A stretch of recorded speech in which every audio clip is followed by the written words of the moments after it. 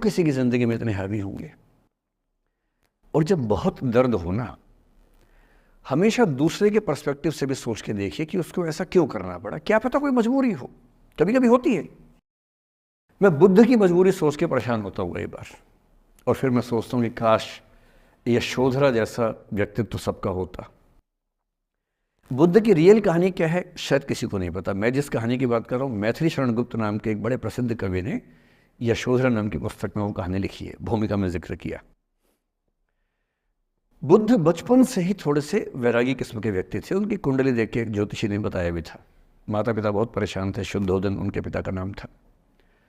माता पिता ने बहुत कोशिश की कि इस बच्चे का मन विरक्त न हो।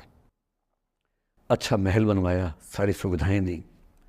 जैसे ही बुद्ध थोड़े से किशोरावस्था में आए, उस समय की दुनिया की सबसे खूबसूरत महिला से, लड़की से, यशोधरा से उसकी शादी करवा दी। यशोधरा के पिता ने काफ़ी एग्ज़ाम लिए बुद्ध जी के, वो सारे एग्ज़ाम में पास हुए, तब जाके शादी हुई, ऐसे नहीं हुई।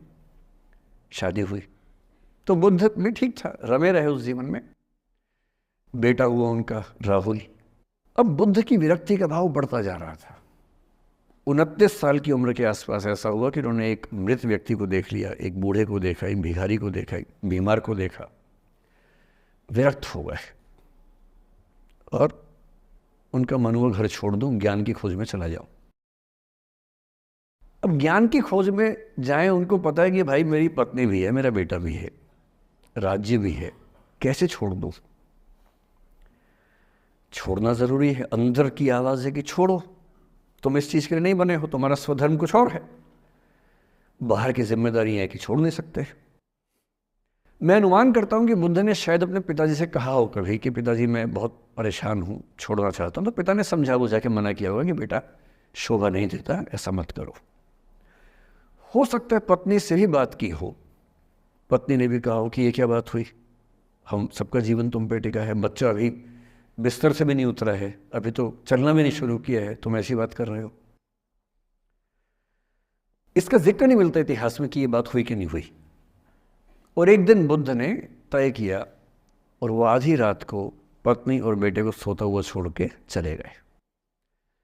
इसको बौद्ध परंपरा में महाभिनिष्क्रमण कहते हैं, बुद्ध का अपने घर से निकल जाना। अब बुद्ध चले गए, लेकिन मैथिली शरण गुप्त यशोधरा के पर्सपेक्टिव से बुद्ध को देख रहे हैं।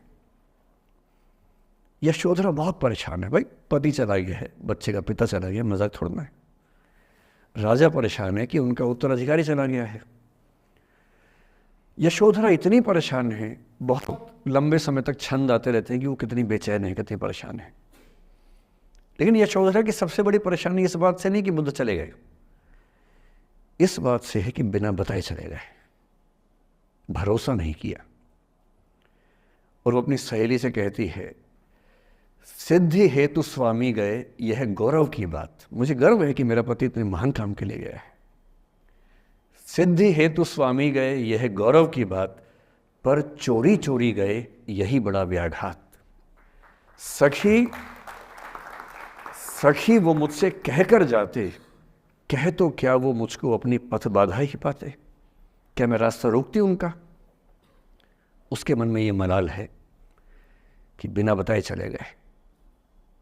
वो इस भाव को लेट गो नहीं कर पा रही है, परेशान है।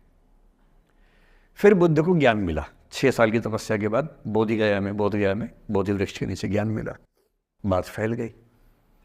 जो 5 शिष्य बुद्ध को छोड़ के भाग गए थे उनके बुरे वक्त में, उन्हीं 5 को बुद्ध ने सबसे पहले ज्ञान दिया सारनाथ में, जिसको धर्मचक्र प्रवर्तन कहते हैं।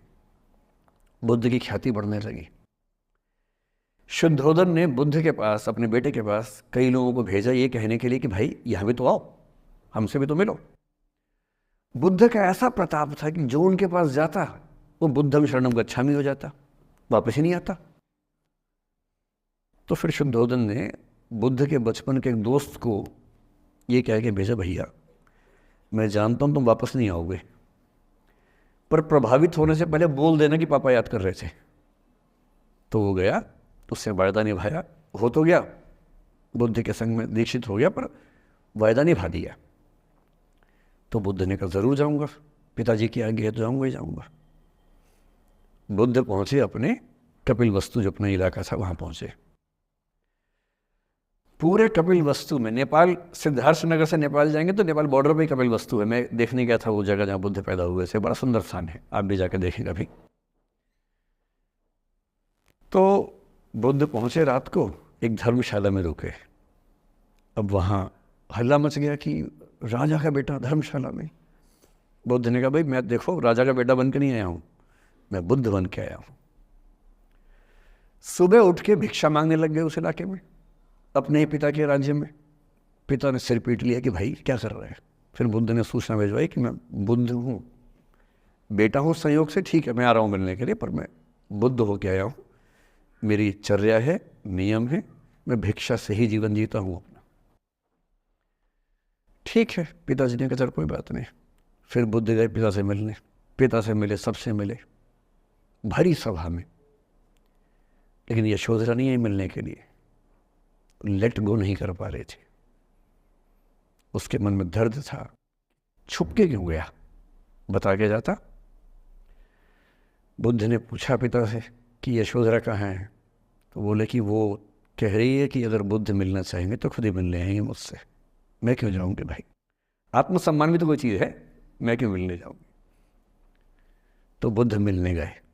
सोचिए कमरे में यशोधरा बैठी है, राहुल साथ में। अब राहुल थोड़ा सा बड़ा हो गया है, 6-7 साल का है। बुद्ध गए हैं। अब आपके मन में आ रहा है कि बुद्ध वहाँ जाके बोलेंगे सॉरी मैंने गलत किया, I hurt you, I really feel sorry.